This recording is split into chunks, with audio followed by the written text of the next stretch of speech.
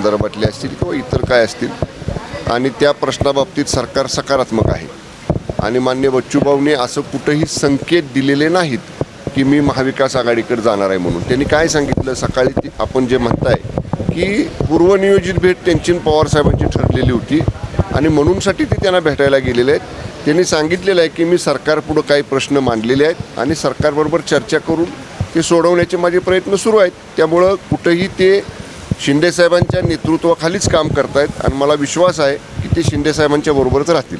परमवीर यांची मुलाखत ऐकली का? बरेचसे गौप्यस्फोट. कोणाची?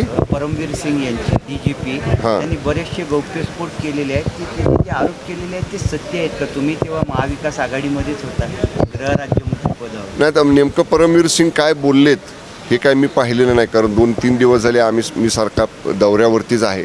परंतु त्यांचे जर समजा काय म्हणणं असेल तर त्यांनी जरूर आत्ताचे विद्यमान गृहमंत्र्यांकडे द्यावं, विद्यमान मुख्यमंत्र्यांच्याकडे द्यावं. आम्ही जरूर ते सगळं तपासून घेऊ, कारण एखादा वरिष्ठ IPS दर्जाचा अधिकारी जो मुंबईचा पोलीस आयुक्त राहिलेला आहे तो जर काही भाष्य करत असेल तर त्याची सत्यता पडताळून निश्चित पाहिली जाईल. अजितदादा ठाकरेंच्या ताफ्यासमोर ठाकरे शिवसेनेच्या कार्यकर्त्यांनी आंदोलन केले, सुपाऱ्या थकल्या, पण संजय राऊत असं माहीत की ते ठाकरे शिवसेनेचे पदाधिकारी असतात पण ते आंदोलन शिवसेनेचं नव्हतं. मी याच्यावरती कालच पुण्यामध्ये बोललेलो आहे.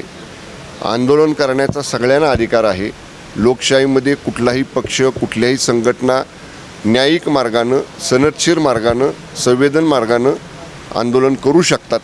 पण एखाद्या नेत्याचे, आता राज ठाकरे साहेब एका राजकीय पक्षाचे प्रमुख आहेत आणि त्यांच्या गाडीवरती काही वस्तू फेकणं, त्यांच्या दौऱ्याला अडथळा निर्माण करणं ही संसदीय मार्गानं करणारे आंदोलनाची पद्धत नाही. आंदोलनं निदर्शनं करा, तुम्ही घोषणाबाजी करा, तुमचं निवेदन द्या, पण अशा पद्धतीनं गाडीवरती काही वस्तू फेकणं वगैरे हे योग्य नाही. अशा आंदोलनाच्या बाबतीत निश्चितच सगळ्यांनी आणि त्याच्यावर निषेध केला पाहिजे. हेच खरे लोटांगणवीर आहेत अशी टीका संजय राऊत यांनी मुख्यमंत्री एकनाथ शिंदे यांच्यावर केली. मग आता दिल्लीला कोण 3 दिवस बसले ते काय आहे? आम्ही तरी वंदनीय बाळासाहेब ठाकरे साहेबांनी जी युती केली होती हिंदुत्वाच्या मुद्द्यावर, भारतीय जनता पक्ष आणि शिवसेनेची, जी 2.5 वर्ष सत्तेसाठी पदासाठी काही लोकांनी मोडून टाकली होती, ती पुनर्जीवित करण्याचं काम केलं. ह्याला लोटांगण म्हणत नाहीत. पण 3 दिवस झाले दिल्ली दरबारामध्ये त्यांचेच लोक सांगतात की आमची चाचपणी सुरू आहे मुख्यमंत्री पदाची. म्हणजे 3 दिवस तुम्ही काय करताय दिल्लीत? रोज कोणाकोणाच्या तुम्ही दरवाजामध्ये जाताय, कोणाची उंबरटे झिजवताय? याला नेमकं काय म्हणायचं ते सांगावं संजय राऊतांनी. ठीक आहे. अजित पवार यांना युतीमध्ये घेतल्यानंतर फटका बसलेला आहे असे संघाकडून सांगण्यात आलेले आहे. पण खरंच अजित पवार यांना युतीमध्ये घेतल्यामुळं लोकसभेला झटका बसला आहे का महायुती? या बाबतीत संघाचं काय मत आहे याच्या बाबतीत मी भाष्य करणं योग्य नाही. स्वतंत्र विचारसरणीची ती संघटना आहे, ते त्यांचं मत व्यक्त करू शकतात. महायुती म्हणून आम्ही महाराष्ट्रामध्ये लोकसभेच्या निवडणुका एकत्र लढलो, प्रयत्नांची आम्ही पराकाष्ठा केली.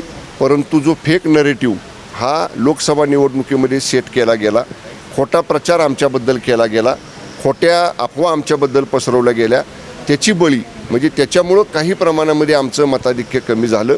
आणि आपण जर पाहिलं तर महायुती आणि महाविकास आघाडी यातलं मताधिक्याचा फरक काढला तर 2% मतांपेक्षा जास्त फरक नाही. त्यामुळे हे जे भासवलं जाते तसं बिलकुल नाही. ती 2% मतं कशी भरून काढायची याच्या बाबतीत लोकसभा निवडणुका संपल्या आम्ही कामाला लागलेलो आहे. त्यामुळे बिलकुल चिंता करू नका.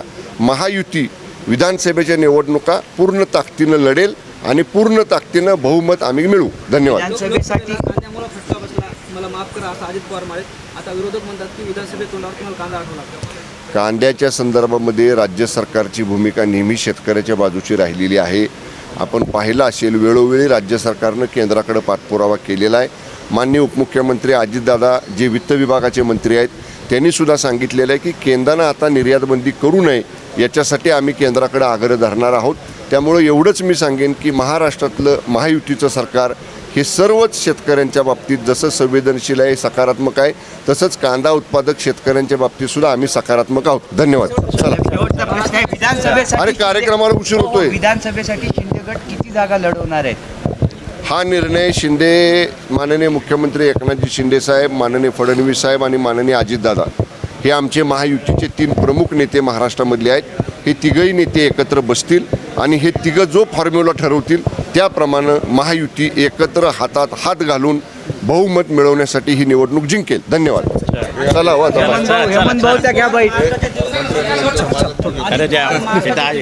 गुलाबी आली आहे असं नाना पटोले म्हणाले. सकल मातंग समाजाचे कार्यकर्ते आहेत. विरोधकांना सरकारवर टीका करण्याशिवाय दुसरं कुठलंही काम नाही. त्यामुळं ते सतत सरकारवर टीका करत राहतात. त्यांनी त्यांची टीका करावी. त्यांच्या टीकेला आम्हाला माननीय मुख्यमंत्री एकनाथजी शिंदे साहेबांनी सांगितलेलं आहे, त्यांच्या टीकेला चांगल्या कामानं उत्तर द्या. आम्ही चांगल्या काम करू आणि त्यांच्या टीकेला उत्तर देऊ. धन्यवाद.